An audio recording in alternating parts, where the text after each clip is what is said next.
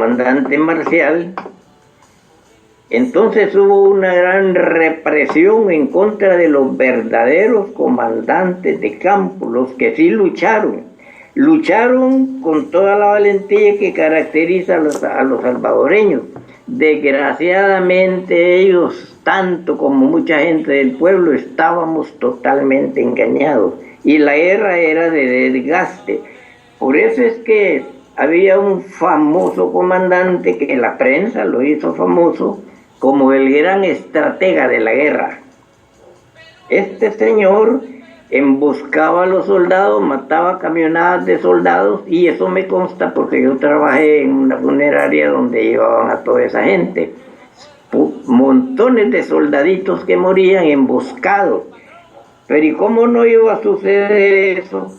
Si de acuerdo a esos documentos la CIA les decía, la CIA les estaba diciendo qué hacer. Eso sucedió como la guerra de las Malvinas, cuando ellos le ubicaban a Inglaterra, a donde estaban las tropas, donde iban los barcos, y solo a destruirlos iban. Entonces es falso que esa gente sea revolucionario.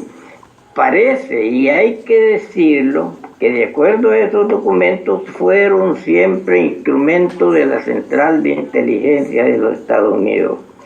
Con decir estas cosas me estoy arriesgando, pero la historia no podemos negarla. La historia la tenemos que investigar, escudriñarla, para no tergiversarla. Eso es lo que estamos haciendo ahora. Y hoy invito a historiadores a que estudien desde cómo se firmó la paz en este país. Como en México, por ejemplo, uno de los grandes asesinos diplomáticos que ha tenido Estados Unidos y que todavía está, creo yo, sirviendo, él llegó a que se firmara la paz casi de la noche a la mañana, bajo 6 puntos que no tenían nada que ver con la guerra prácticamente, y tras esos puntos que admitió el Partido Comunista, tras esos puntos firmaron. Y ahí hay muchos documentos al respecto, que tal vez, bueno, yo ya escribí algunos de ellos, ya están escritos, pero concretamente, pues, no tienen nada de revolucionarios quienes gobiernan ahora. Yo más hasta creo que algunos de ellos, excomandantes, yo creo que nunca tocaron un fusil, nunca. Pero sin embargo, tuvieron el apoyo del exterior, y ahí los tenemos ahora gobernando como la nueva sociedad neoliberal que está apoyando el capital extranjero. Se están haciendo ricos a sabiendas de que ellos, si las elecciones fueran ahora, ahí van todos para afuera.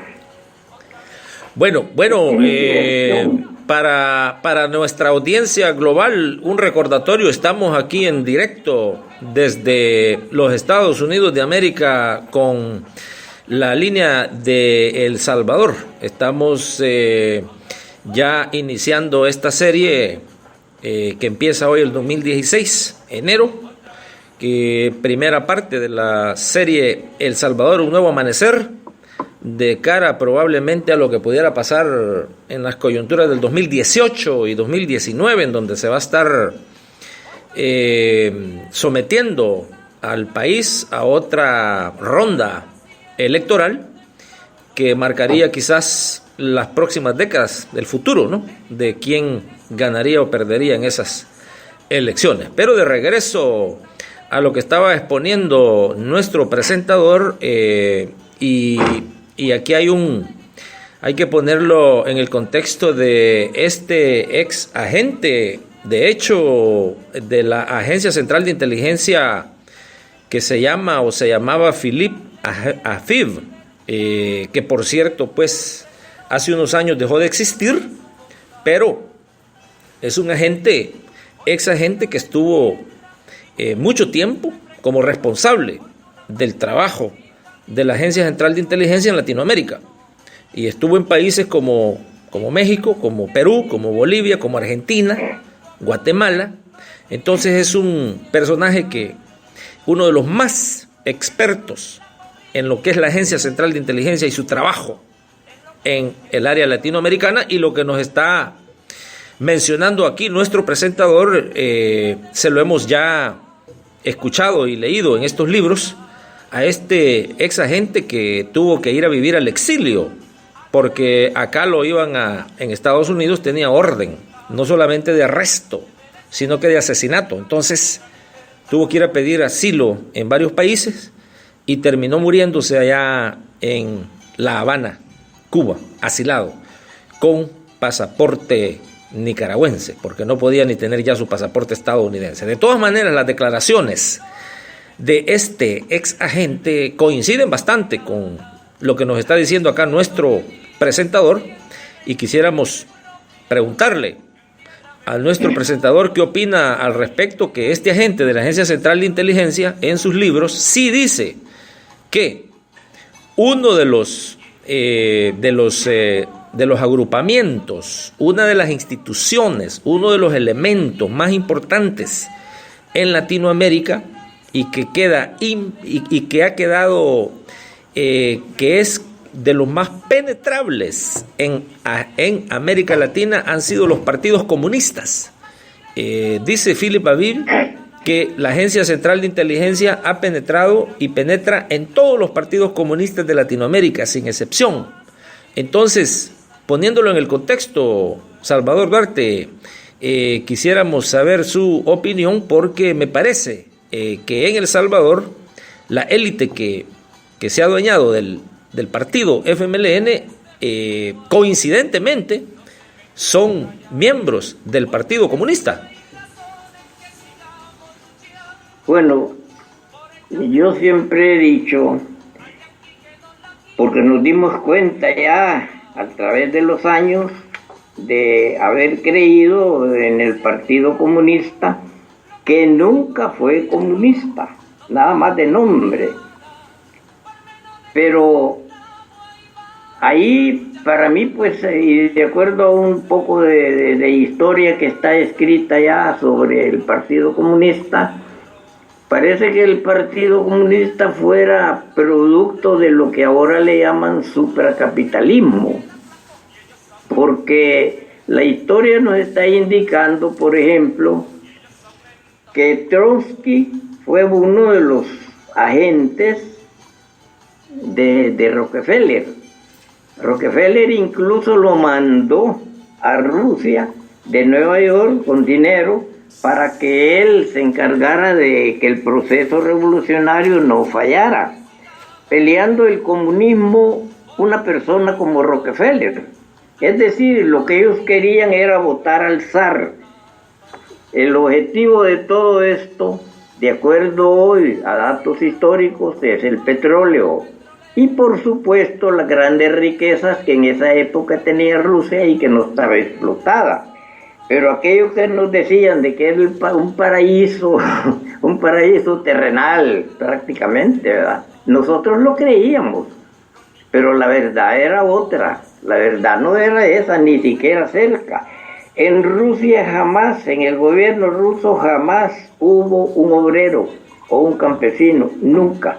Y el 99% del gobierno ruso y todos los que manejaron las otras dependencias pequeñas fuera del gobierno, toditos eran judíos. Aquí hay varios libros escritos sobre eso. Yo también escribí algo y ahí está un libro sobre eso en donde yo estoy hablando de la falsedad del comunismo.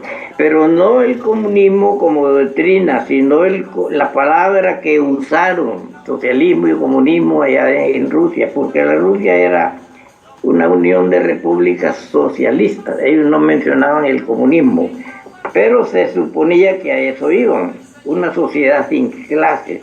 Y todo eso fue falso y sigue siendo falso.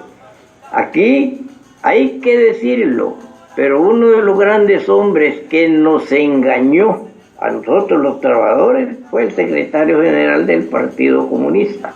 No lo digo por respeto, pero sí era un revisionista. Tan es así que el comandante Salvador Cayetano Carpio dejó el Partido Comunista precisamente por falso, por irresponsable, por mentiroso. Los dejó y hizo su propia lucha, siempre bajo la bandera del comunismo, pero es que él sí era un verdadero comunista, marxista.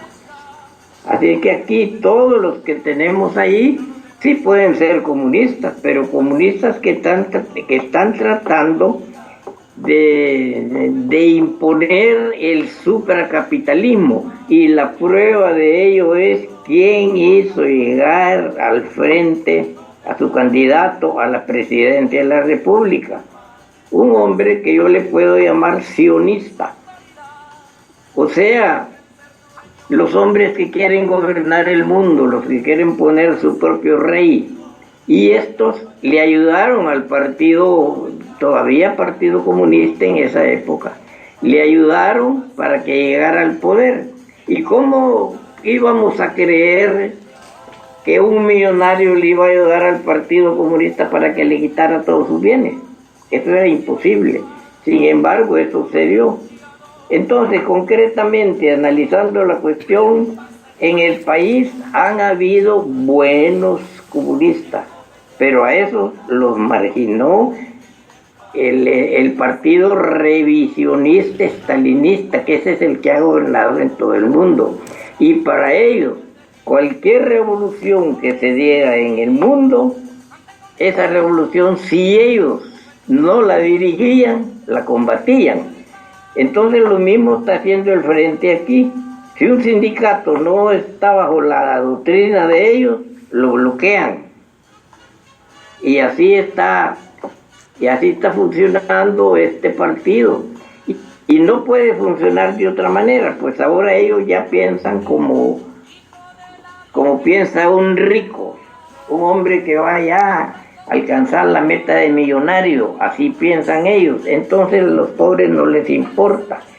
La otra prueba son las expresiones de la ministra de Seguridad, cuando dice que el zancudo es el problema de todo y que hay que fumigar y que hay que matar zancudos. Pues eso está lógico, hay que eliminarlo, pero no tienen nada que ver con esas enfermedades. Entonces solo los comunistas piensan así.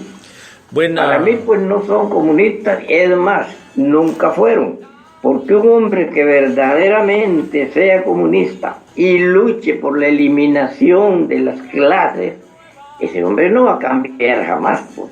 Su convicción es esa y así se muere. Pero estos que cuando llegan, por ejemplo, a la Asamblea Legislativa, los comunistas, Arena les aumenta de salario y ahí mueren. Ahí se acabó todo. Ahí terminaron ganando buenos salarios, felices y contentos, y adiós pueblo. No tienen ellos ninguna relación con el pueblo. En el gobierno del Frente Comunista no existe un solo obrero, un solo campesino, no existe quizás ni de ordenanza. Todo es familiar, todo es compadrazgo, todo es corrupción. Así pienso. Bueno, es un análisis que está, de hecho, está pegado, ¿no? Y va con lo que nos dice Philippe Habib, el ex agente de la Agencia Central de Inteligencia que trabajó por décadas aquí en Latinoamérica, y lo dice en sus libros, de que los partidos comunistas en Latinoamérica han sido un brazo de extensión de la política exterior de Estados Unidos, trabajados por la Agencia Central de Inteligencia. Entonces, para darle sentido a esto y regresar al tema de la cuestión política en El Salvador, en donde al pueblo salvadoreño se le dice que lo que hay en El Salvador es un gobierno de izquierda, es un gobierno progresista, es un gobierno antisistema, es un gobierno que está con el pueblo. Entonces los resultados ahora se entienden porque se ponen en este contexto de lo que dice el ex agente de la CIA, y precisamente por eso entonces ahora se puede entender por qué las medidas